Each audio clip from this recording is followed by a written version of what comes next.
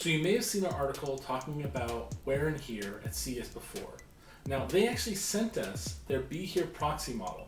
Now, I don't have a hearing problem, but what they tell me is a lot of people who don't have hearing problems still like to pick up this unit because it can give them a better experience when you're playing video games, watching movies, or you just want to have like a personal speaker around you.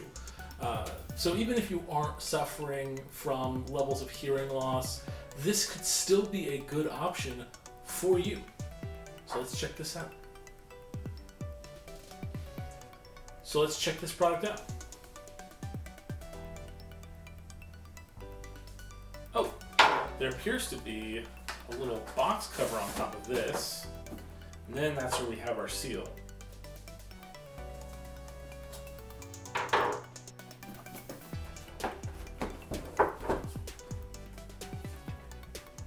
So already we have this really nice little packaging. And then there's the unit. We have the manual here. I'm guessing that this box contains the additional items like charging cords. There's our charging cord. And then, oh, that's really cool. So these are the earpieces. That's a lot of different sizes. And they've even got them marked so you can keep track. You get the medium, the large, the small, the extra small. That's actually really nice. A lot of companies, they just don't give you like a lot of instructions. You're kind of guessing around, but the fact of them kind of putting this together, this is very awesome. And of course, yes, this is the power cord. So the actual item looks like their power cord plugs in right here.